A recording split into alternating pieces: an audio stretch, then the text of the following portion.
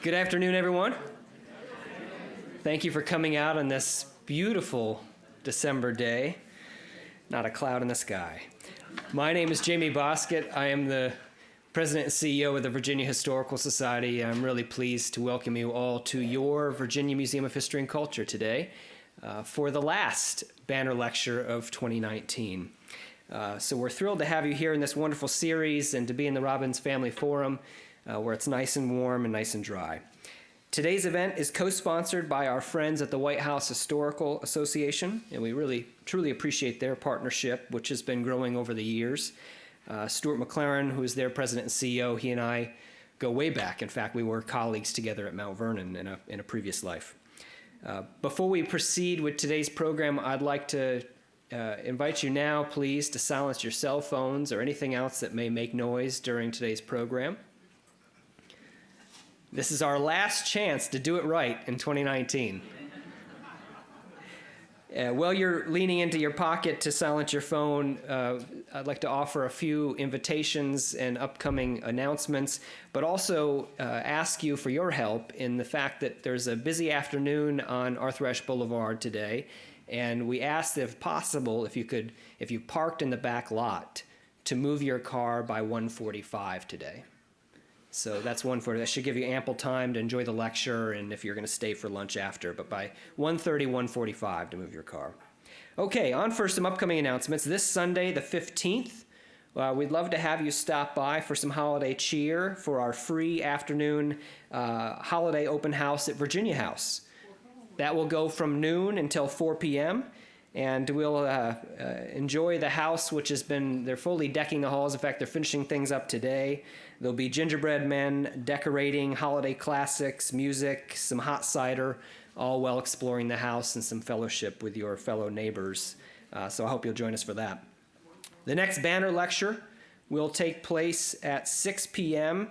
here, again in the Robbins Family Forum, on Thursday, January 9th. That evening, we'll have a lecture from our colleague from the Library of Virginia, Brent Tarter, who will be talking about his new book, Gerrymanders, How Redistricting Has Protected Partisan Politics in Virginia. As we look ahead to the holidays, I'll also remind you that we have two really special exhibits that are on display right now and will remain on display through the new year. The first is Founding Frenemies, Hamilton and the Virginians, and the other is Merry Christmas, Charlie Brown. So a nice light way to round out the year. So bring your kids, your grandkids, your neighbors to see both of those. I'm sure you'll enjoy. And lastly, as we do round out the calendar year, I'd like to take just a moment to offer a word of thanks to the vast majority, in fact, as I look around this room, that are supporters and members of this special place.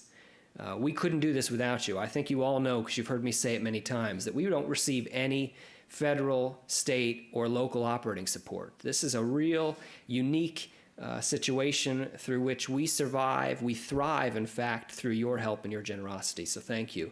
And you should know, as the stewards of this place, that we have had an absolute record-setting year. This year will be the highest attendance ever in our entire history of this organization. And not just by a little bit. Our attendance is up about 20%, and I've just come back from a conference of all of my colleagues from across the 50 states, and this is not the trend right now. Museums and history organizations are struggling to draw interest, and I'm just so thrilled that through your help, we're doing something really worthwhile here. We have produced more exhibits and more programs and more activities than we ever have before, and the result is that people are coming and people are engaging in the story of Virginia. And boy, it's an important story, so this is good work that we're doing. So thank you for that. Let's keep it going into 2020. And our big focus next year, of course, will be the centennial of the ratification of the 19th Amendment of women's suffrage. So we have several exhibits and programs that will relate to some really interesting women in Virginia history as agents of change that have driven progress here in the Commonwealth. All right, on to today's program. Dr. Matthew R. Costello is the acting director of the David M. Rubenstein National Center for White House History at the White House Historical Association. He previously worked on the George Washington Bibliography Project for the George Washington Papers at the University of Virginia. Matt has received research fellowships from Marquette University, the United States Capitol Historical Society, and two of my very favorite places on earth. One, the Virginia Museum of History and Culture, and two, the Fred W. Smith National Library for the Study of George Washington at Mount Vernon. So he has some good cred that will stand up for today. He has published articles in the Journal of History and Cultures, Essays in History, The Dome, White House History. He's the author of the book, The Property of the Nation, George Washington's Tomb, Mount Vernon, and the Memory of the First President, copies of which are, of course, available for sale today, and he'd love to sign them afterwards. And I promise not to have too many outbursts as I'm enjoying this lecture on my main man. But please, if you would, join me in welcoming Matt Costello.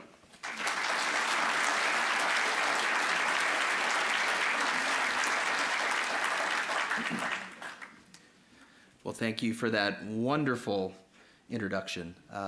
It's a pleasure to be back here at the Virginia Museum of History and Culture. I was a Mellon Grant Fellow some time ago, and I did research here, and it's a pretty incredible. What I remember when I was here even just 5 years ago and walking through the galleries in the exhibit space and to see what Jamie and the staff have done during that time. If you are new and you haven't seen it before, please go see it. It's pretty incredible. And as Jamie mentioned, I'm going to be talking about his main man, my main man, everyone's main man, George Washington. Just out of curiosity, by show of hands, how many people here have been to the tomb at Mount Vernon? Wow, that might be a new record. That looked like about 90-some percent. All right, well then I guess I don't have to talk, so have a good day. No, So part of the reason I do that is because the story I'm going to tell is started in 1799, and it's continued even today with Americans visiting Mount Vernon to visit the tomb of George Washington.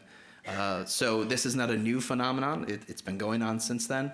And I just want to share a little bit of my research about why were Americans doing this? What were the types of things they were remembering in the 19th century? How did they want to remember George Washington compared to how we remember him today?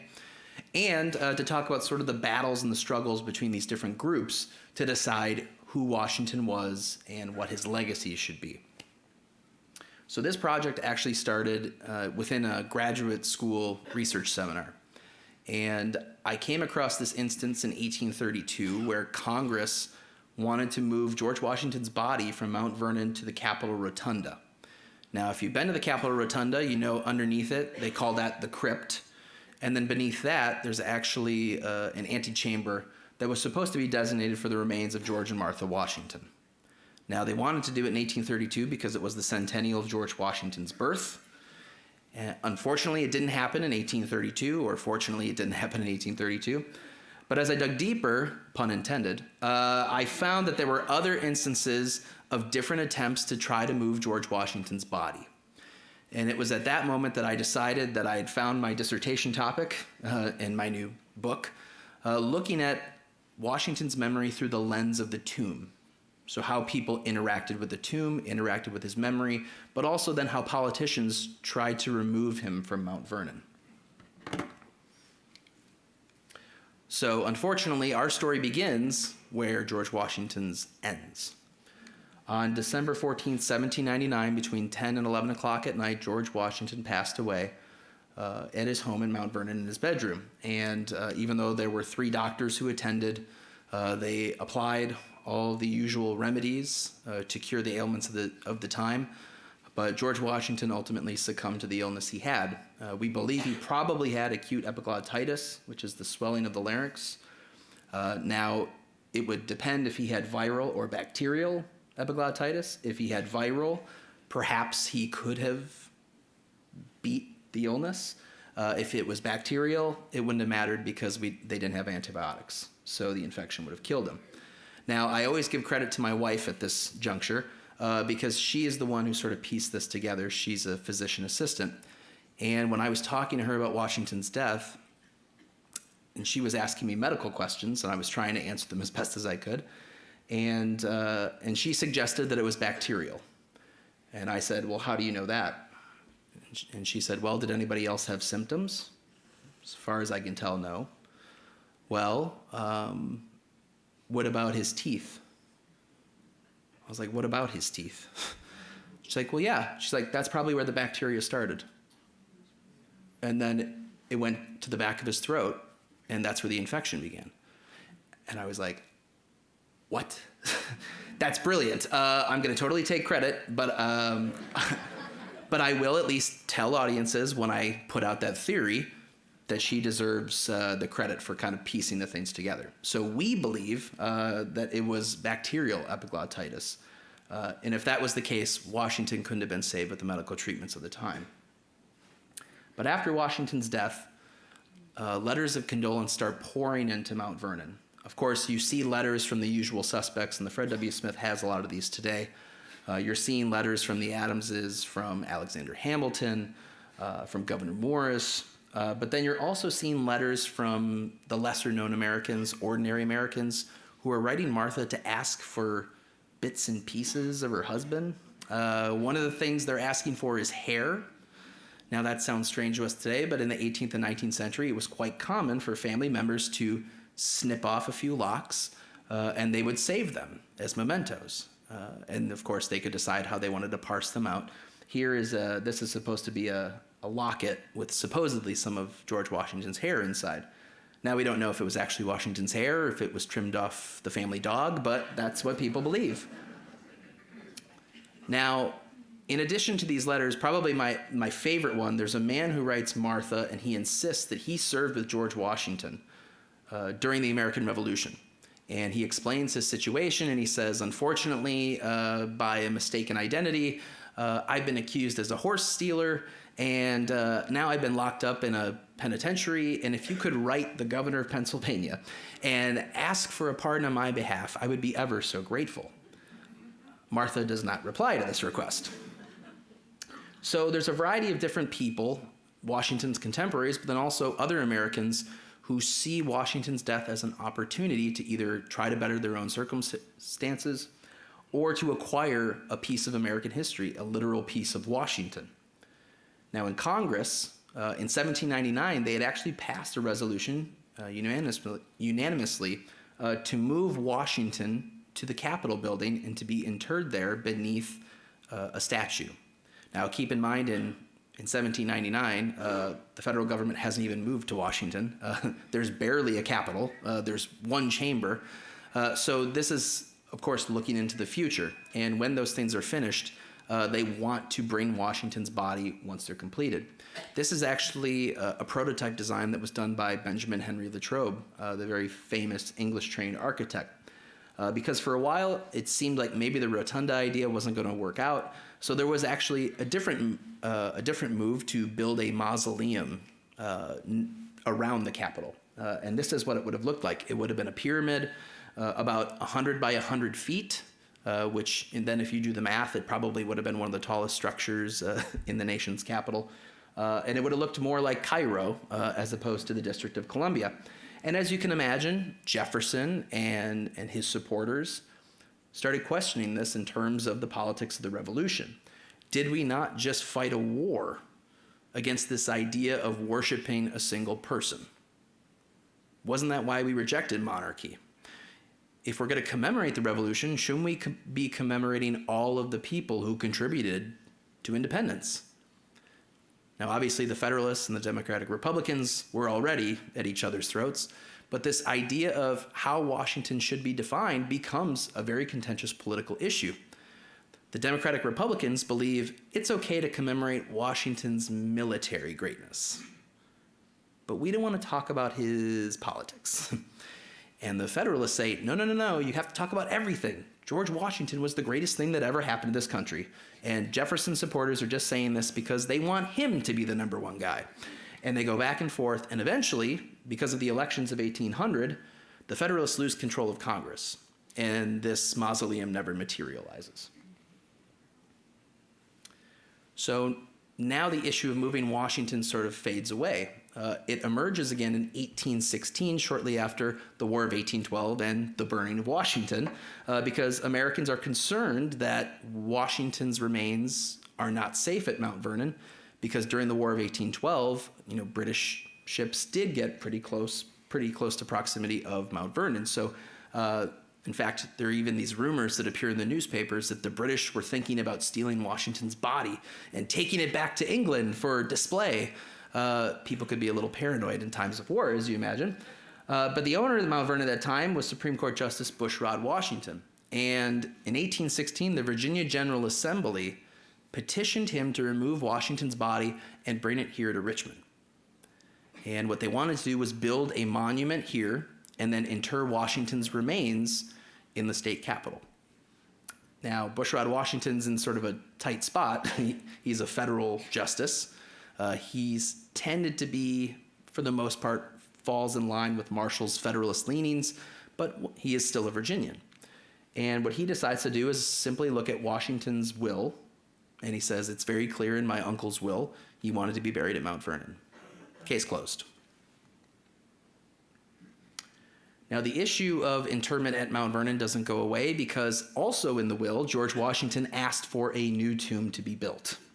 His family fails to do this for about 30 years, which I guess it just goes to show you can never trust family to do a good job. Maybe that's why you need an outside contractor to do it.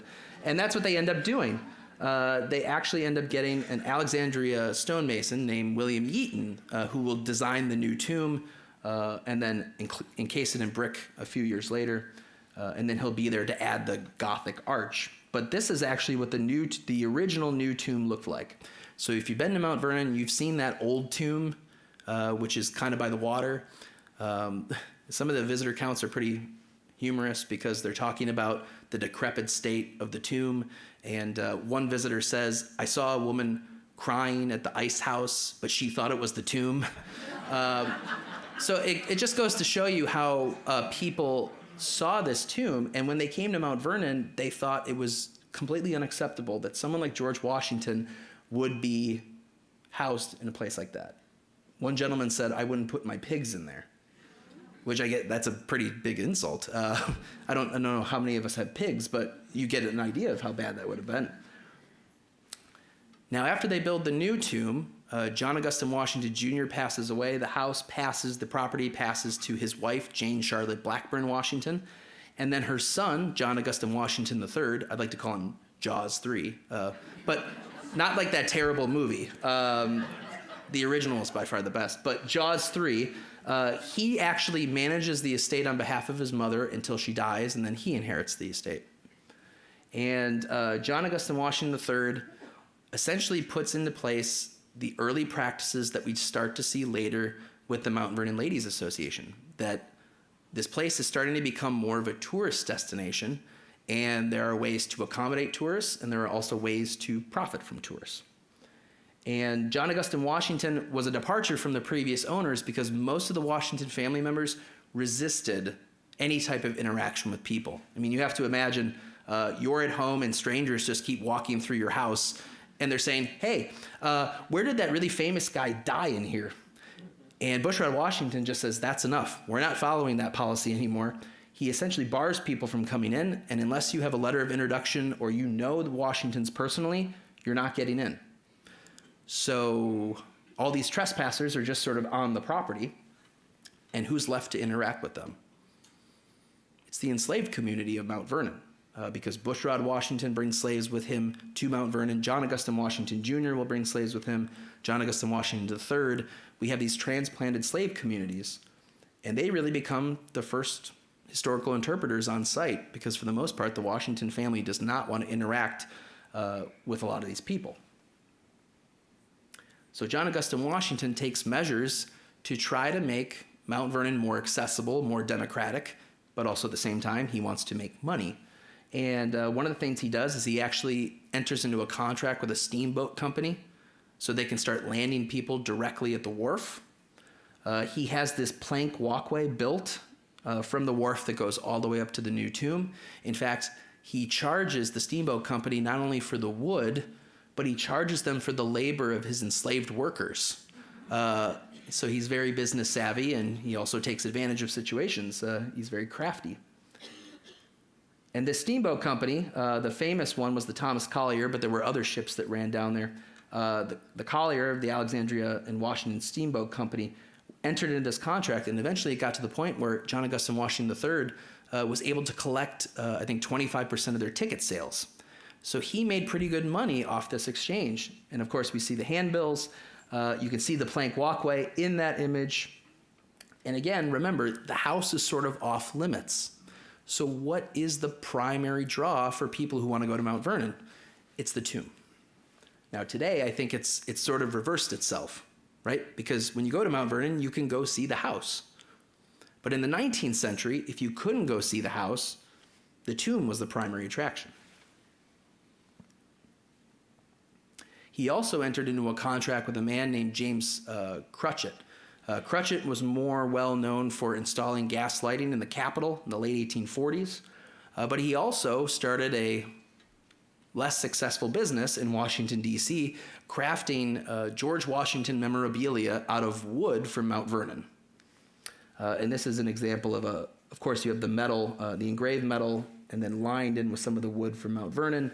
And of course, what is going to be the image? It's the tomb of Washington. Now, if you're going to purchase something, you're going to need something to prove to people that it's legitimate.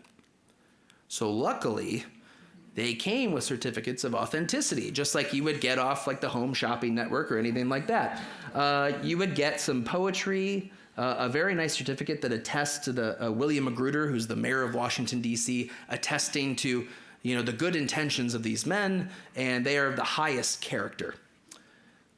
What's really interesting about John Augustin Washington's statement, he says, "This is to certify that Mr. James Crutch of the city of Washington, District of Columbia, purchased from me a large amount of timber, trees, etc., standing on my estate in Mount Vernon in Virginia. A portion of the timber was standing on the same hill on which the mansion and the tomb at Mount Vernon stand."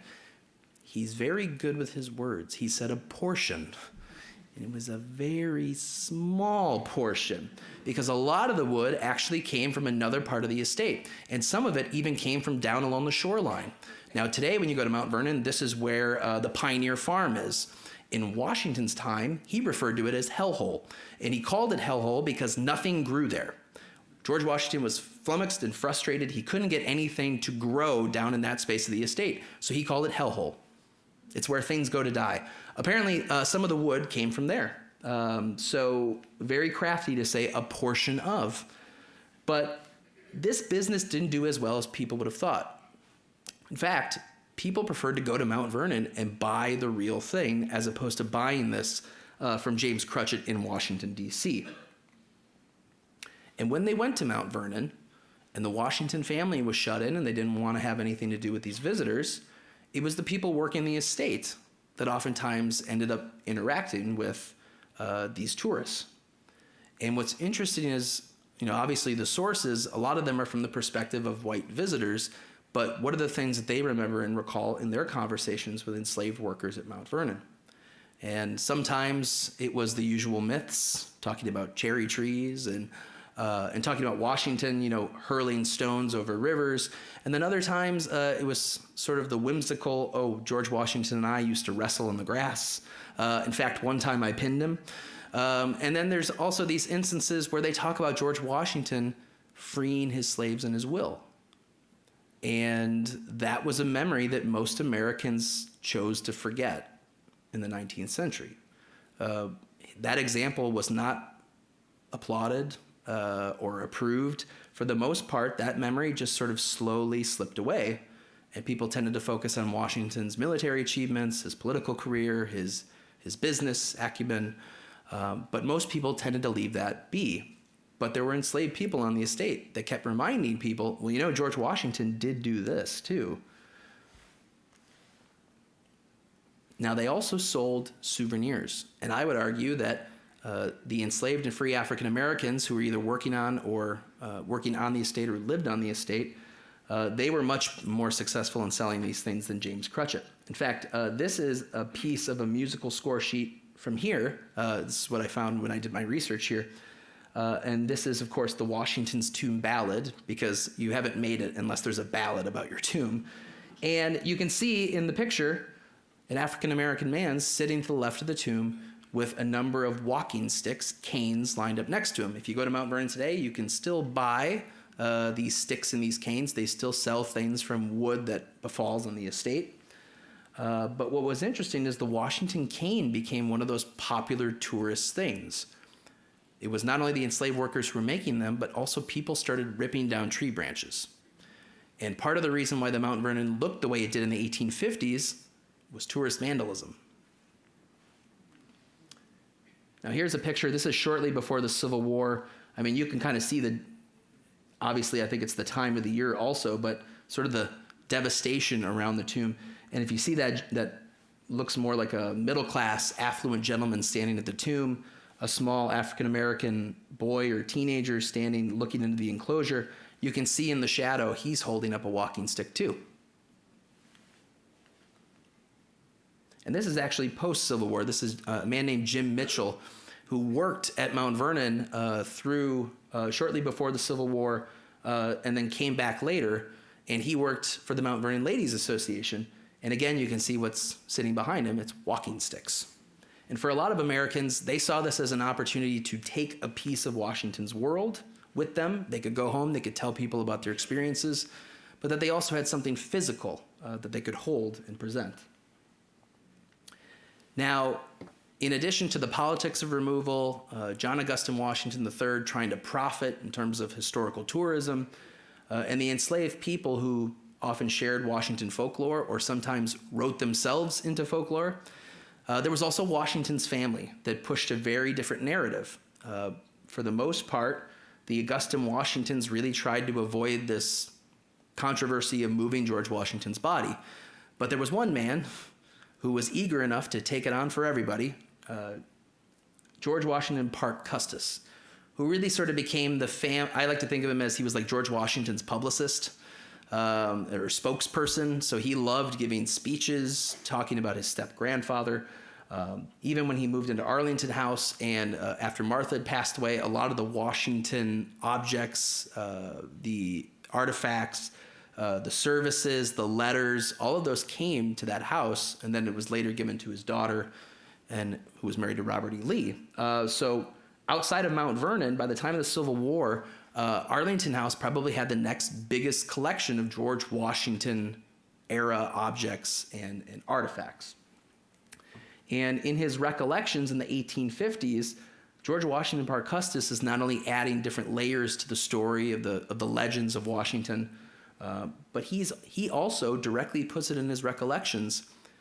He recites a conversation that he had with Martha Washington when she was dying, and he says that it was Martha Washington wanted them to be buried in the Capitol. Now, I think it's pretty interesting. He puts that in after it's probably about 50 years after she's passed away.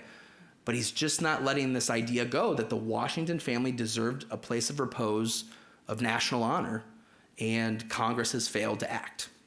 So he kind of reopens that can of worms in the 1850s. Now, at the same time, remember, most Americans, even though there's greater access to Mount Vernon than ever before because of steamboats and omnibuses and carriages, most Americans will not get to see Mount Vernon in their lifetime. So the closest they might get to interact with it is the visuals, is the imagery. It's engravings, it's paintings. And what you get sort of coinciding with all of this is the rise of the Hudson River School, really kind of capturing America's scenic beauty. And oftentimes, you have Niagara Falls, you have the Susquehanna River, and then you have Washington's tomb. You have all these naturalistic sites, but then Washington's tomb is lumped in with the collection. And this one is actually by an artist named Joshua Shaw, and this is supposed to show the old tomb at Mount Vernon. This is a later engraving that was done by Alexander Dick and William Henry Brooke. Again, you can kind of see what is the primary focus. It's the tomb. It's not the house, right? The house is pretty much always in the backdrop. And that, again, kind of tells you when Americans wanted to know more about Washington, or they sought visualizations of Washington, or artists created these things, they prioritized the tomb. This was painted by Matthew William Pryor, who was not a classically trained artist. But you can see, again, the tomb is in the foreground. You have this visual setup where the house is in the background. You can also see the house looks in pretty rough shape by the 1850s. But really the tomb is the focal point, and you're surrounding it with nature and beauty and the abundance of America. So that really fits in with that wider cultural movement of what Americans desire in terms of aesthetics and in terms of popular culture. Now, to the people actually visiting Mount Vernon itself, they oftentimes called themselves pilgrims on a pilgrimage, going to collect relics. When I was at Mount Vernon recently, I was talking to a gentleman by the tomb, and I asked him if this was his first pilgrimage. And he kind of looked at me, cocked his head a little bit, and he was like, I don't understand what you mean. I was like, a pilgrimage to Mount Vernon. And he looked at me like I had three heads. But that tells you a little bit about how the language has changed from the 19th century to today. I mean, today people consider themselves visitors, and they're going to Mount Vernon, and maybe they buy souvenirs. But in those days, they used very different language. They talked about being pilgrims on a pilgrimage to collect relics or mementos or keepsakes. And I think part of it had to do with, Americans try to understand the significance of the site. Was it a historical significance? Was it a religious significance? There was some sacredness to it. I mean, that's how they described it. And oftentimes that meant because you made that journey, you were then entitled to take something. And people took all sorts of things. They took leaves off lemon trees. They ripped branches off trees to make walking sticks. They carved their names in the tomb front face and in the door and in the gazebo. So you have to imagine like there's initials basically scrawled all over the estate. My favorite example I found, there was a man who actually took 3 flour barrels full of dirt. I guess he was going to sell Mount Vernon dirt wherever he came from. But it just goes to show you that if you made that journey, a lot of these visitors felt that then they were entitled to take a piece of Washington with them. And some were even lucky enough to grab a piece of his coffin. Now, the story behind this, it's a little convoluted, but from what I understand from my research, Washington was buried in 1799. Martha followed shortly thereafter. And pretty soon it was obvious that the old tomb was much too small. And they built a new tomb in 1830-31, and then they moved the family members from the old tomb to the new tomb in 1831. In 1835, then they added the outside exterior brick that we're used to seeing. And then there was a marble sarcophagus, which I'll show in a few slides, I think, that came down in 1837 to house George Washington's remains. So that was the last time Washington was physically moved. He was put into the marble sarcophagus. It was sealed, and he's been there ever since. But in the old tomb, of course, since you had upwards of about 18 to 20 Washington family members, there were a lot of broken bits and pieces of coffins. Now, do we know if this piece was from George Washington's coffin or someone else's coffin? Well, there's a good chance. It's from the same tomb. But people were actually going into the old tomb to look for scraps. And then, of course, they were marking it that this was a piece from the coffin and Washington was buried. And there were also some really interesting stories about, when they moved Washington's body. Some people claimed that he was floating in alcohol. Not true. There were others that said he had been undecayed. He was basically like an uncorruptible, a saint. No, that's not true. Have you been outside in Virginia in the summer and then multiply that over 30 years? No, I'm sorry. It was normal. There was one man, in fact, he died in 1912 at age 88. His name was Hugh Lane, and he claimed to have seen George Washington's face when they moved him. And all he said was there was a dark spot on his cheek. But he also got the year wrong that they actually did the movement. So I'm not calling Mr. Lane a liar, but it seems pretty suspect. Now, this marble sarcophagus was given to the executor of the estate at that point, Lawrence Lewis, who was Washington's nephew. He was the last living executor of the estate, and he lived at Woodlawn, not too far from Mount Vernon. And this man named John Struthers very generously donated a marble sarcophagus to house the remains of George Washington. And the man who designed it, William Strickland, he also wrote an accompanying history of this whole incident. And what's really interesting is that Strickland talks about them bringing the marble sarcophagus down to Mount Vernon. And for all of you that have been to Mount Vernon, doesn't that door in the back look pretty small? Well, according to Strickland's account, they got down there and then they realized it. It's like they tried turning it and it says, oh boy. So they went up and they talked to Lawrence Lewis and they said, we were thinking, and it might be better for people to be able to see this, and then they can really appreciate it. And if we put it in the inner vault, it could get damaged because of the moisture and the water. Lawrence Lewis says, that's a great idea. Yeah, we'll put it outside and we can build an enclosure over the top of it. So probably the most famous part of Washington's new tomb, it seems, based on Strickland's account, was sort of done by poor measuring. But it's a beautiful sarcophagus. And it was done in 1837. Martha's was built shortly thereafter. But we can't be too kind to Struthers. He did write his name on the bottom of it. And he said that this was given with the generosity of John Struthers. And it was very self-congratulatory. And eventually, at some point, it was removed, because if you go there today, it's not on the foot of the sarcophagus. Now, the final section of my book talks about, okay, so we've had politicians trying to move Washington's body.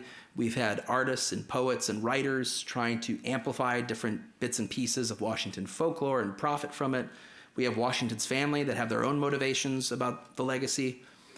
But who actually steps in and claims Washington's memory? And I argue that it's the Mount Vernon Ladies Association of the Union at that time, of the Union. And they were led by this woman, Anne Pamela Cunningham, who was a woman from South Carolina. And initially, her focus was really to save Mount Vernon. In fact, her call was to the women of the South. So today, I think everybody thinks of Mount Vernon as a national organization representing all of these nationwide states. But originally, it was to save it for the South. And there's this great letter where her secretary, Thomas Gilmer, is advising her not to allow Northern women to join this organization because he thinks I think he calls it an unholy alliance.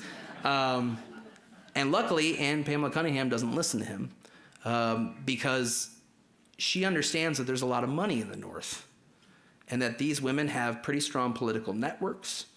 They can sell things, and that with a more organized national group, that they're going to have a greater chance for success.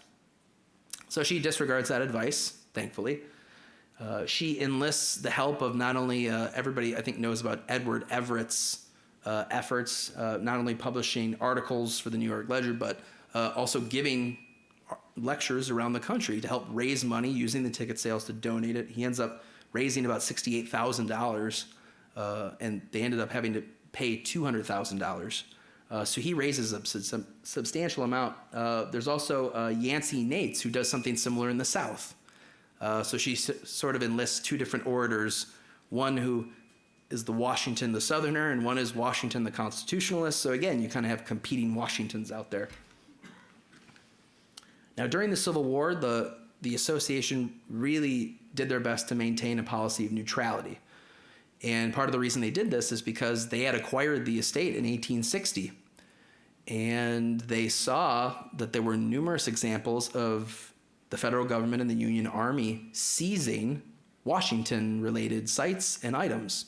So probably the most famous one is Arlington House, which then they found essentially a treasure trove of different Washington family objects and letters. But there were also more unusual instances. For example, there's the statue that's taken from, I think it's Virginia Military Institute.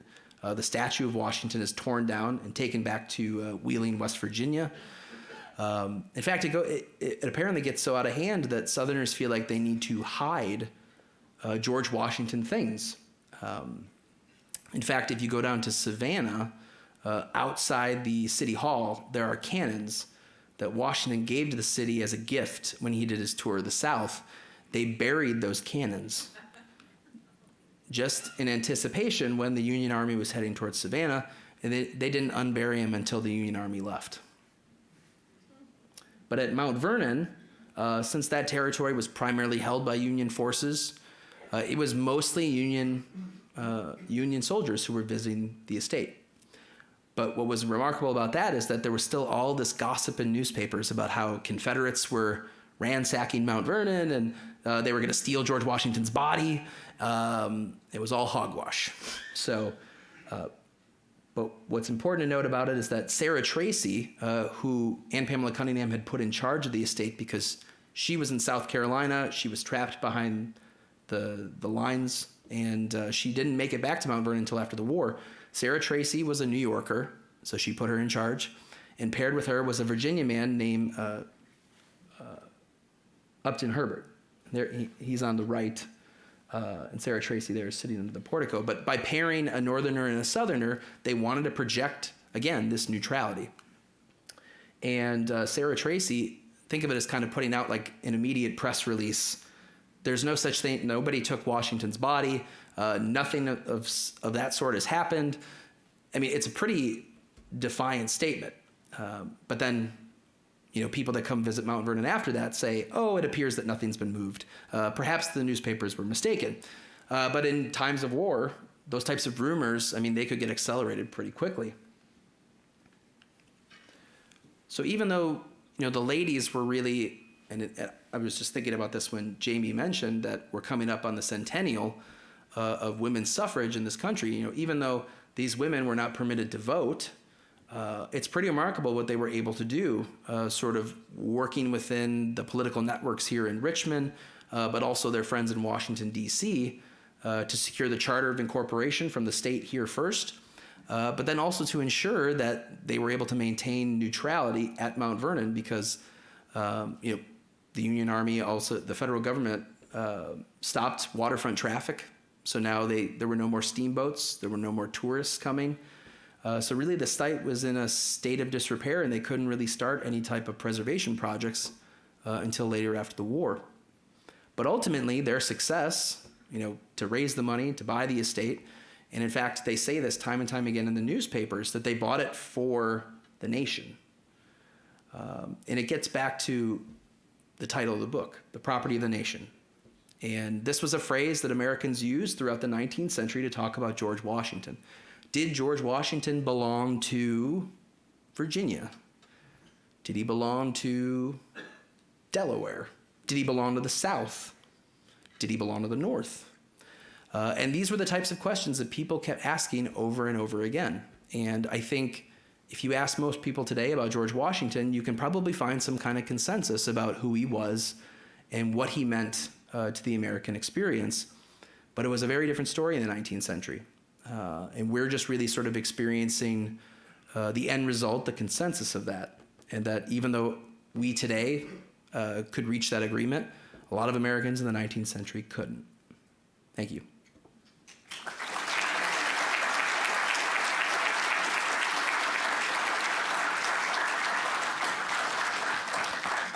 I'd be happy to take any questions you might have.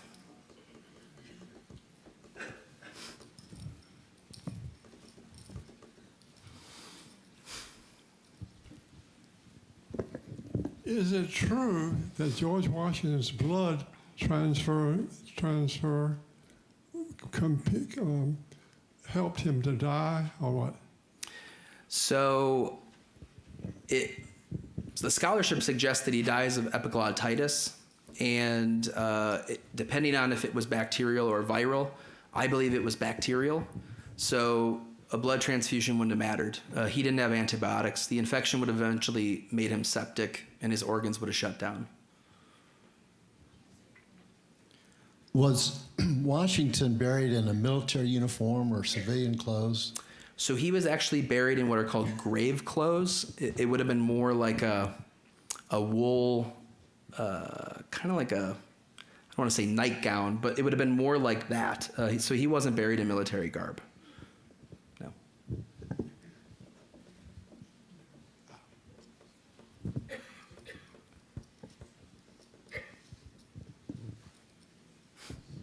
Hi, I read an article very recently, and I think it's true that the bacteria, what you and your wife state is correct, but they bled him so much, which was the treatment of the day, Right. that he probably died from, I mean, the conjecture, and it's probably correct, is he died from blood loss and anemia. He just didn't have any blood volume left, relatively. Yeah, and I mean, it's possible. I do think that the one thing working in countenance to that is that, you know, Washington was a very big person for his time period. So just in terms of volume, he would have had, no, you're shaking your head. Okay. I'm a physician. Everybody has about 8 liters of blood. Oh, okay. So you think the bacteria, I should stop talking about the bacteria theory then? I was just curious. So what you're saying is the immediate cause of death was blood loss. Okay. I'll make sure I clarify that then next time I say it. Yep. Are there other family members buried alongside Washington? Yeah, so when they moved everybody from the old tomb to the new tomb, the Washington family talks about moving about 20 family members. And then there were also some family members that were buried between 1831 and 1860. So the marble shafts that are outside, those were actually erected in the 1850s. They're supposed to be in honor of the two previous owners, John Agustin Washington Jr. and Bushrod Washington. So based on the number of burials that have been documented, there's probably, I would say, about 30, 35. Is it a one big room or what? Yeah, it's sort of like a large inner chamber space. And actually, there's, if you go to Mount Vernon, they have this great resource. They have John Agustin Washington III's farm books, and he actually diagrams where the coffins are and who is where. We had a Masonic speaker that supposedly was at the grave when they went from the old grave to the new, and he said that they had opened the grave and saw Washington. Is that true? Have you ever heard that? And they saw? They saw Washington's body in there. So there's a few different accounts where people say that they saw Washington's body. I mean, if he was present when they did the removal, based on Strickland's account, he would have seen it. Yeah.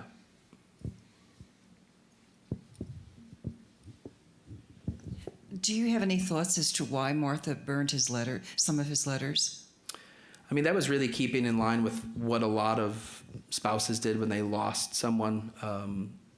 So that wasn't uncommon for them to burn correspondence.